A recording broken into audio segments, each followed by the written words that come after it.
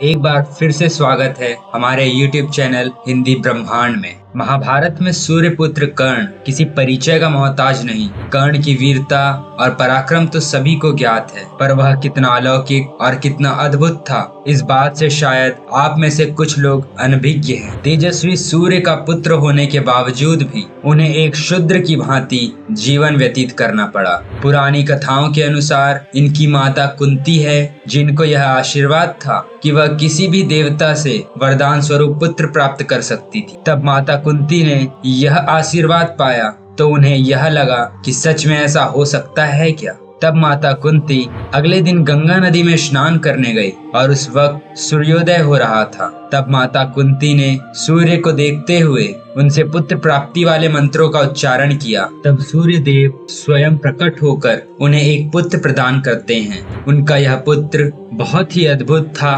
कुंती माता का उस समय विवाह नहीं हुआ था, इसलिए कुंती माता ने समाज के डर से बालक को गंगा नदी में प्रवाहित कर दिया, जो बहते हुए जाकर राधा माँ को मिला, जो एक शूद्र परिवार से थी। इनका पालन पोषण अधिरथ और राधा माँ ने किया था।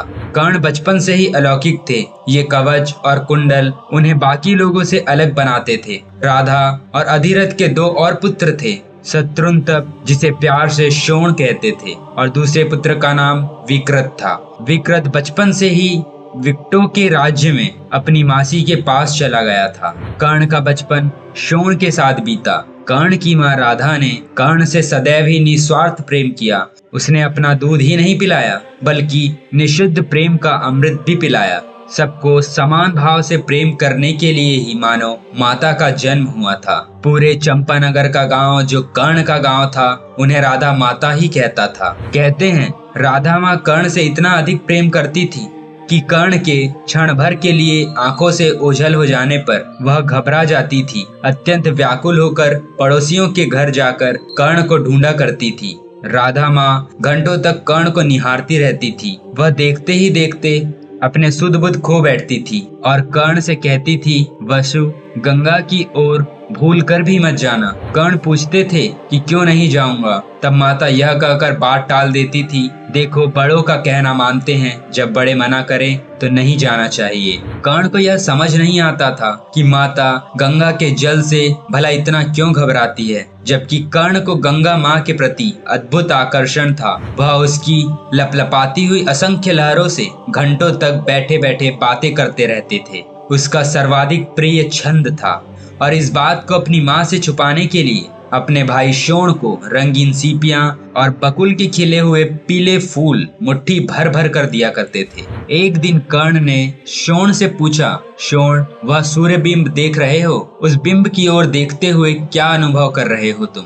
जैसे ही शोण सूर्य के बिंब की ओर देखता था तो उसकी छोटी छोटी आंखें उस तेज से एकदम मींच जाती थी, और फिर थोड़ी देर बाद आंखों को मसलता हुआ कर्ण को जवाब दिया, वशु भैया, यह सूर्य बिल्कुल आपके चेहरे जैसा लगता है। शोण को यह लगता था कि राधा माँ कर्ण से अधिक प्रेम करती थी, और इसलिए वह कर्ण से शिकायत करने लग जाता है कि भैया, आपको माँ ने कुंडल दिए हैं, मेरे पास कहाँ कुंडल है। यह सुनकर कुछ समय के लिए कर्ण भी विचार मग्न हो जाता है। एक बार कर्ण के पिता अधिरथ इंद्रप्रस्थ से अनेक प्रकार के और अनेक आकार के धनुष लाए। कर्ण ने पहली बार तभी धनुष देखा था। कर्ण को उसके प्रति एक अलग ही आकर्षण लगा। उसकी कपोत की ग्रीवा की तरह मुड़ी हुई कमान, नख मात्र से ही छेड़ देने पर तनकार करने वाली प्रत्यंचा कर्ण को बहुत अच्छी लगती थी। कर्ण तुरंत वह धनुष उठाकर घोड़े के साथ खेलते हुए शोण के पास चले गए। उसको वह धनुष दिखाते हुए कर्ण ने बोला,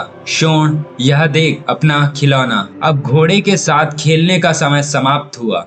अब से हमारा नया खेल प्रारंभ होगा। शोण यह देखकर बहुत प्रसन्न हुआ। उसने कहा, भैया, मैं बाण लेकर आता हूँ, आप धनुष चलाकर दिखाना। शोण ने बाण लाकर कर्ण के हाथ में देते हुए कहा, भैया, उस वट वृक्ष में यह बाण मार दो। कर्ण ने झटपट डोरी चढ़ाई और बाण चढ़ाकर सख्ती से उसे खींचा। एक स्थान पर हाथ स्थित कर बाईं आंख मीच कर डोरी छोड़ दी। बाज की रफ्तार की तरह वह बाण सरल रेखा में आगे गया और वट वृक्ष को चीरता हुआ आगे निकल गया। उस दिन से यह कर्ण और शोण का जैसे नियमित खेल बन गया। आकाश में चक्कर लगाने वाले पक्षियों को अचूक निशाना बनाना, एक ही साथ 2 बाण छोड़ना, भिन्न लक्ष्यों का भेद करना आदि अनेक खेल घंटों खेला करते थे। कर्ण बचपन से ही हर बाण चलाना सीखना चाहते थे। लक्ष्य को ना देखते हुए केवल आवाज की दिशा में बाण चलाना सीखना चाहते थे। वह एक साथ असंख्य बाण छोड़ना सीखना चाहते थे।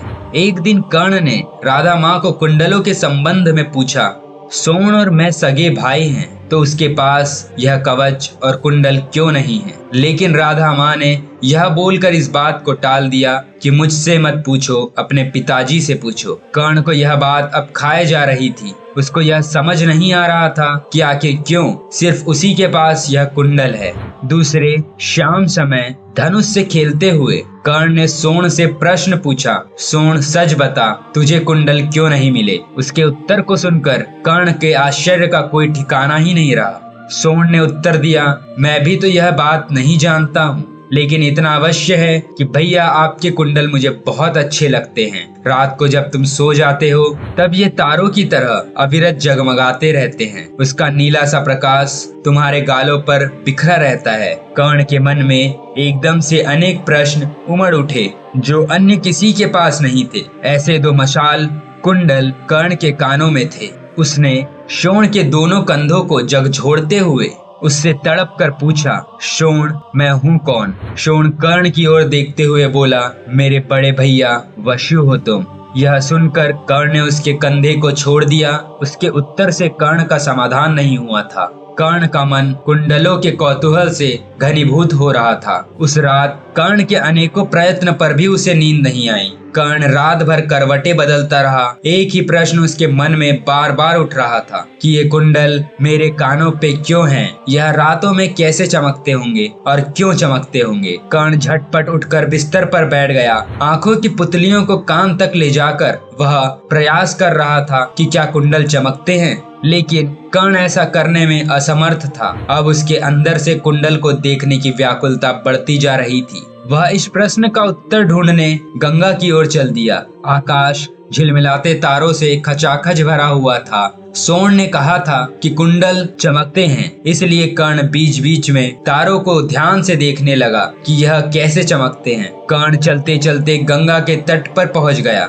दिन में उछलते हुए पानी का वह पात्र अब रात्रि में बहुत गंभीर और शांत लग रहा था। आकाश के तारों का स्वच्छ प्रतिबिंब उस शांत जल पर पड़ रहा था। उसमें 2 तारों का प्रतिबिंब सबसे स्पष्ट और सुंदर दिखाई पड़ रहा था। थोड़ी देर बाद एक लहर आती है और वह प्रतिबिंब जोर से हिलता हुआ लंबा हो जाता है। कर्ण पानी लेने के लिए नीचे झुका, फिर 2 तारे और अधिक चमकने लगे। कर्ण अपने मुख को पानी की ओर समीप ले गया। 2 तारे और कुछ नहीं बल्कि कर्ण के 2 कुंडल ही थे, जो नीचे गंगा नदी के पानी के दर्पण में मंद मंद चमक रहे थे। वे दोनों कुंडल नीले प्रकाश के दोनों ओर वलय फेंक रहे थे। कर्ण के कुंडल रात में चमकते हैं, यह रहस्य गंगा माँ ने बता दिया था। लेकिन अब कर्ण के मन में एक और बात उठने लगी, ये चमकने वाले कुंडल आखिर मुझे ही क्यों मिले? कौन हूँ मैं? तो बस यहीं तक था आज का वीडियो। आगे की कहानी जानने के लिए हमारे चैनल को सब्सक्राइब जरूर करें और बेल आइकन प्रेस करना ना भूलें, ताकि आपको हमारी वीडियो का नोटिफिकेशन मिलता रहे। मिलते हैं नए वीडियो के साथ, तब तक के लिए goodbye and be safe. धन्यवाद।